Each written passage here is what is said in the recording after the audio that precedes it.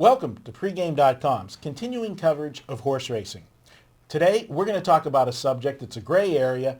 Is there race fixing in horse racing? I'm joined today by Johnny Detroit. I'm Marco D'Angelo. Johnny, it's a subject that people don't like to talk about. You know, are there some races fixed? You've been a long-time bettor of horses. I've been in the business. I'm both bettor, handicapper, and owner, breeder, the whole 9 yards. What are your thoughts? I think that horse racing in general is not fixed, but I think especially in the smaller tracks, little lean towards harness racing, that obviously there's fixing going on. I mean, from personal experiences, we used to have a running joke when you go to Hazel Park back in Detroit, is you would look and you would see down the stretch, like, why is that guy pulling back on his horse so hard? And there was a horse back at DRC, I actually remember, and this goes back when the next day I had to literally look in the newspaper to see the results. The horse's name was Satin Purse, and a guy told me that, they've been holding the horse back, and they were going to finally, let the horse run. And his analogy to me is you have this souped-up Mustang, and you're racing other Mustangs, but you tell the guy to lose, so then you drop down, you're racing towards show, then all of a sudden you're racing escorts, lose a couple races, then you go to the guy and say, okay, now run the Mustang like a Mustang because we're getting 20-1, and you blow the doors off the escort. Is, another example, I had a friend whose dad owned horses back at some of the Detroit tracks before they all closed, and he told me a story that his dad was in the back, and one of the jockeys was coming out, and he was racing one of the favorites, and he said, hey, you're going to have a big race, you're going to win this one? And the guy looked him dead in the face and goes, can't do no better in fourth in this one, which, essentially, it goes and says that, there is collusion or whatnot going in the back, and a lot of the stuff I got was secondhand or hearsay. So was it 100% true across the board? No. And is there a way for me to know for sure? No. But considering you've been, racing horses since back, the Roman chariots, you hit that big race on Ben-Hur. You were a big player in Pennsylvania. I mean, at the Meadows. I mean, you own various horses. I mean, at your office back at the house, there's a lot of newspaper clippings, and I think one of the articles actually called you the future of racing in Pennsylvania. You and another guy when you got into the industry. So point blank, me to you. I'm going to be the John Stossel or the one guy that traps the guys trying to bang 13-year-old girls off the internet.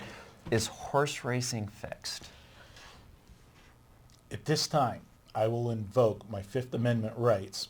I can't. No, let's say this. Yeah, things have happened. There's been races. There's you always see it. There's where the question marks happen.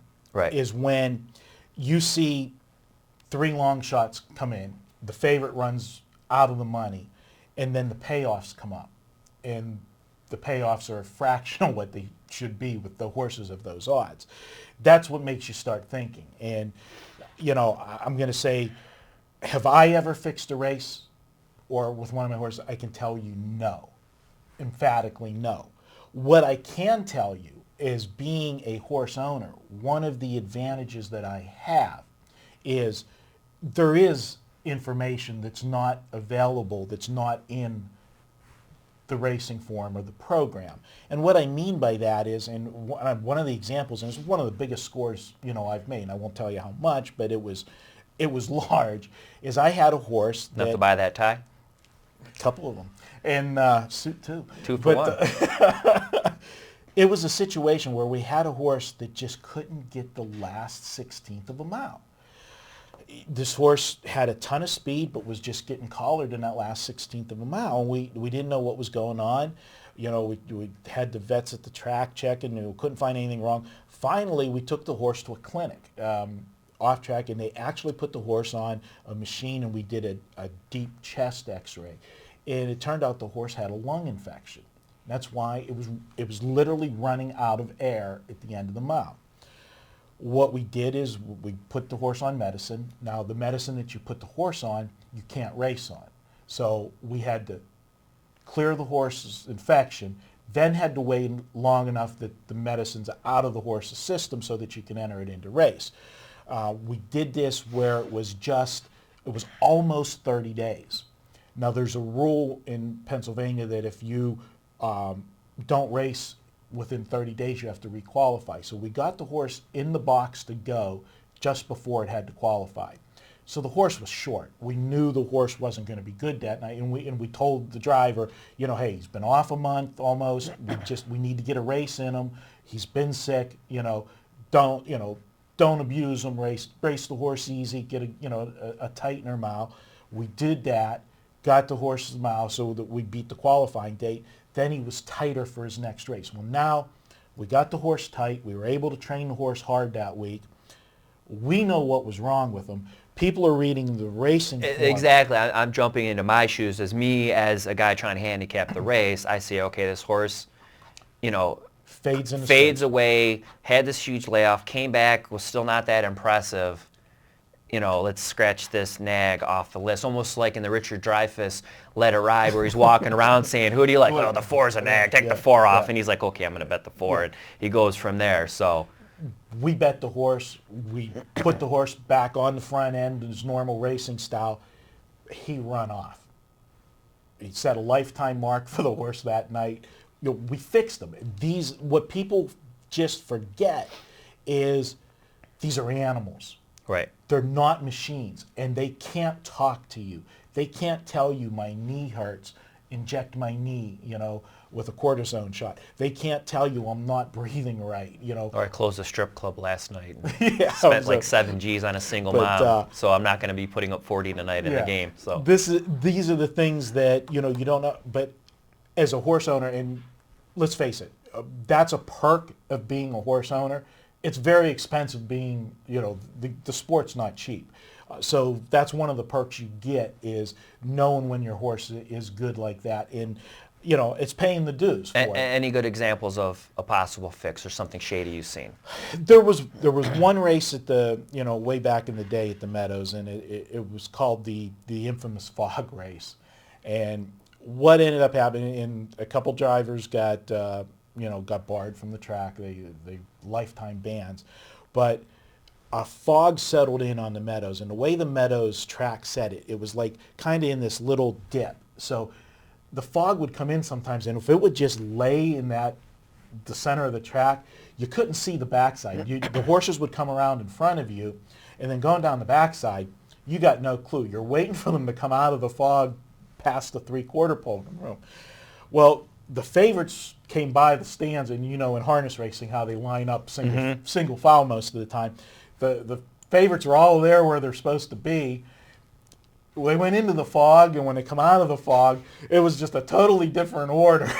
Like they stopped and they ran over all the combinations of like, all right, you come in first, you come in second, you come in third. They come out of the fog and boxcar odds, hit the tote board. And, it happens, favorites fade and stuff. But when the payoffs this is where people get greedy. Right. Because everybody has one person that's a friend that they'll say, don't tell anybody. That person tells somebody. And the payoff came back so low that they were watching and waiting to see who was cashing the tickets on it because there was too many tickets for that combination. And that's how they got They caught. do get greedy. I actually had a guy one time, he gave me a horse racing, and he goes, don't bet it until like a minute or so before the race. It was this huge long shot. And it was like a couple minutes before my phone rings, and it was my guy, and he's screaming at me. He's like, who did you tell? Who did you tell? I go, what are you talking about? He's like, the freaking odds on the board just dropped to like 2-1. He's like, there's no way this horse wins now. It's like, what do you mean? He's like, he was only going to win at that odds. He goes, who did you tell? I was like, I didn't tell anybody. So it's like you said, is people told people who told people, and then it hit the pool, and this huge underdog that a select few people are supposed to know about, now they go to the jockey and say, look, you're going to have to pull her back because we're not getting the 20-1 that we've been trying to set up. But real quick, a funny story of a fix that wasn't a fix. At the old DRC, there was a guy, Frederica Mata, and we're up there betting, and there was all these Cuban guys, and one of the stable dudes runs up, and he leans forward and he whispers in the guy's ear, and Mata was racing the next race, and this huge underdog, and they all start talking and babbling in, what a Cuban or whatever the hell language they speak. So they get up and they were all rushed to the window. So I go to my friend Ray. I said, Ray, I think the fix is on. Even DRC was known to be a really shady racetrack. So I tell him, and they all go bet on Mata, and we rush up and we put all of our money on it, and race starts, and boom, he's out the gate. We're high-fiving like we had this inside information. And I think he's still running in at a freaking dead last. So it goes to show you that a fix isn't always a fix, and I've learned the hard way that sometimes it's, it's not fixed. But then another examples like you have or stuff that I've been part of in the past is there is shady stuff going on. So appreciate you the honesty in the infamous fog race story. I was not involved. I wish it was, but I wasn't involved in that one. But it does unfortunately happen. But hey, this was fun. Talking about horses, and we get you back in town next time. We'll talk some more stories and some war stories, whether it's horses, poker. That's the beauty of pregame. Let's just take 30 seconds about pregame. It's like a big pot of stew. You got your potatoes, your carrots, the meat. It's like it all blends together. We got the forums, Yep. the blogs, people, the videos, and talking about different things. And it's all interesting. We got different people. I'm proud to say that 3 years ago we didn't have any horse talk hardly at all. Right. Yeah, it's got guys like Pick Six that Absolutely. I love it. And the thing real quick too is not to have the video go extra long is. I've met other people in the industry and guys that sell picks, and a lot of them don't bet or have no clue what's going on in sports. To them, it's all a medium is the sports betting to make money via marketing, where, last night you kept disappearing from dinner with me and Randy because you were going to check the Dallas score, And, I've been with VR, and a lot of these guys are the forum people. I know that they bet. I talk to a lot of the forum guys on Facebook, and like, hey, I'm going to put this bet in or whatever. So it's legitimate. So you get to tell the war stories and the real stories and not a bunch of nonsense. You just actually, we're long on this video. We're going to do one more video. It's going to take like 2 minutes. Pick it up. You want to talk about story? We're going to talk about the bet from the hospital room. Okay. We'll be back with that. That's a great horse story, guys. We'll be right back.